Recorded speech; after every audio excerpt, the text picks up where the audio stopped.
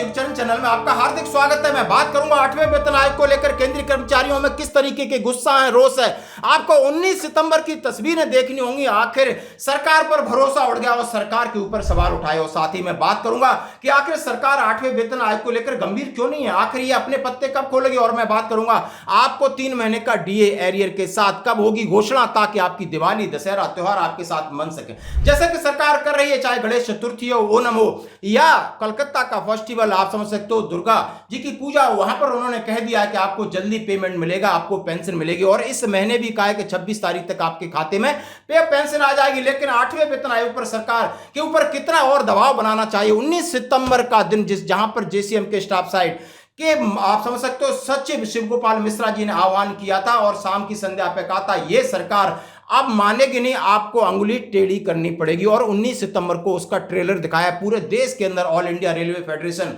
और उनकी जितनी भी यूनियन है उन्होंने धरना प्रदर्शन किया और सवाल उठाए सरकार के ऊपर। क्या आपकी मंशा सही है? क्या आपने अभी तक कोई भी प्रेस यानी इंफॉर्मेशन जारी किया? क्या कोई गवर्नमेंट नोट जारी किया जिसमें 8वें वेतन आयोग का जिक्र है?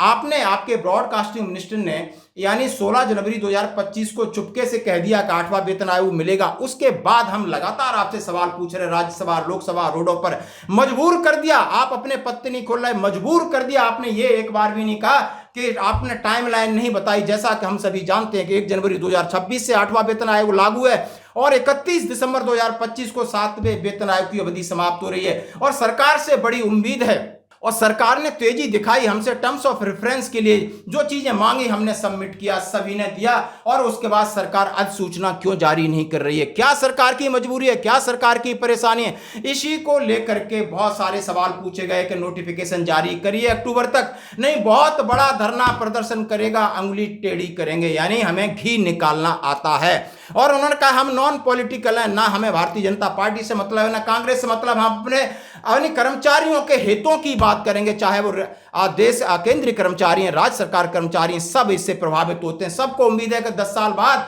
उनके खाते में उनकी पे पेंशन बढ़ाई जाए। जहां पर नेता अपनी टेबल थपथपा के अपनी पे बढ़ा रहे, पेंशन बढ़ा रहे, सुविधाएं बढ़ा रहे हैं, उन्हें देश की चिंता नहीं है, देश के लोगों की चिंता नहीं, अपनी पहले चिंता करते हैं। आखिर केंद्रीय कर्मचारी लगातार शहादत देते हैं, लगातार आपके साथ काम करते हैं, उनकी अनदेखी हम बर्दाश्त नहीं कर सकते। और ये धरना प्रदर्शन की आप वीडियो मैं आपके सामने शेयर करना चाहता हूं। उन्होंने कहा कि अक्टूबर तक ये पूरी घोषणा होने की उम्मीद है। और उन्होंने कहा फिटमेंट फैक्टर मिनिमम 1.92 की बात की और मैक्सिमम कहा जा रहा है, बहुत सारे आकलन कह रहे हैं 2.08 होगा। यदि ये 2 फैक्टर होते हैं तो पे लेवल 1 से पे लेवल 10 तक आपकी क्या होगी पे।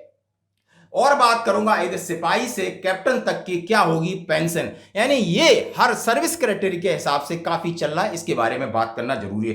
तो आइए पहले हम बात करते हैं। आप देख सकते हो एक चार्ट है जो पे लेवल 1 2 3 4 5 6 7 8 9 10 11 तक, और उसके साथ दिया गया है कि 7वें वेतन आयोग में आपकी मिनिमम सैलरी कितनी थी। यदि फिटमेंट फैक्टर 1.92 लागू करते हैं तो आपकी कितनी होगी, 2.08 करते हैं तो कितना होगा। जैसा कि पे लेवल 1 18,000 है, यदि फिटमेंट फैक्टर 1.92 होता है तो 34,560, 2.08 होता है तो 37,440, पे लेवल 2 19,900 है, जो यदि 1.92 के हिसाब से 38,208 और 2.08 से 41,392।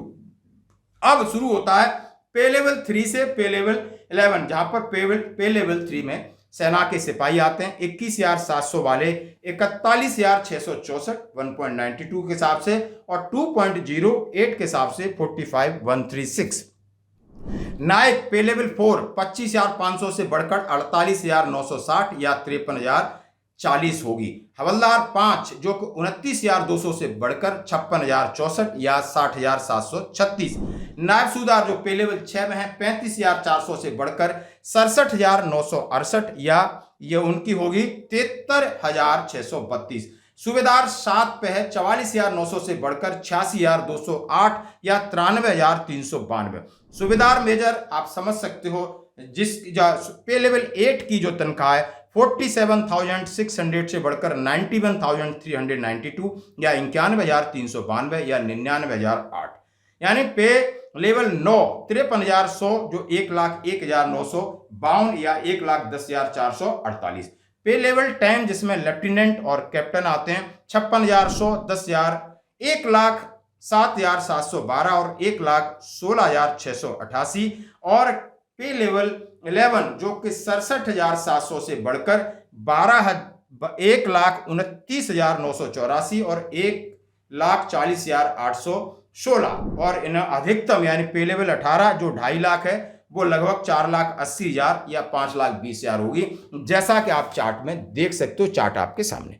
अब मैं बात करूंगा हमारे फौजी भाइयों के लिए जो कि उम्मीद लगा के रखे हैं कि यदि उनका डीए लगभग मैक्सिमम 61% या मिनिमम 60% तक जाएगा, 58% हो चुका है, इसकी घोषणा कब होगी।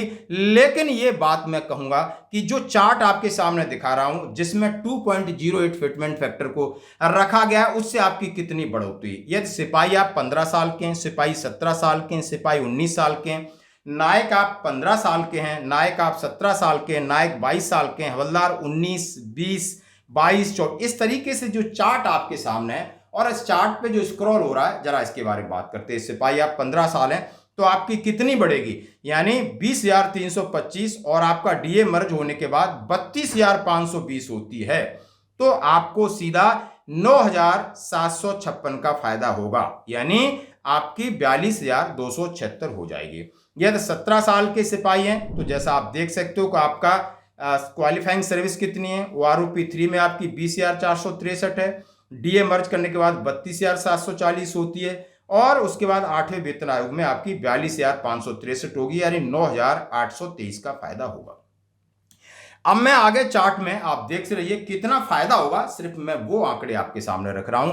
यदि आप सिपाही 19 साल के हैं तो 10,000 के आसपास फायदा होगा, नायक हैं 15 साल के 10,000 के आसपास फायदा होगा, नायक 22 साल के हैं तो 10,300 का लगभग फायदा होगा और 11,314 का फायदा होगा। हवलदार 19 साल के हैं तो 11,300 का फायदा होगा, हवलदार 20 साल के हैं तो 11,800 का फायदा होगा, हवलदार 22 साल के हैं तो इसमें 11,900 का फायदा होगा, हवलदार 24 साल के हैं तो 11,900 का फायदा, हवलदार 26 साल के हैं तो 12,280 का फायदा, नायब सूबेदार हैं तो 12,800 का फायदा, नायब सूबेदार 26 साल वाले हैं तो 12,900 का फायदा, नायब सूबेदार 28 साल वाले हैं तो 13,416 का फायदा, सूबेदार 26 साल के हो तो 14,500 का फायदा, सूबेदार 28 साल हैं तो 15,000 का फायदा, सूबेदार 30 साल के हैं तो लगभग 16,000 का फायदा, सूबेदार मेजर 28 साल के हैं तो 16,500 का फायदा, सूबेदार मेजर 30 साल के हैं तो 16,596 का फायदा, सूबेदार मेजर 32 साल के हैं तो लगभग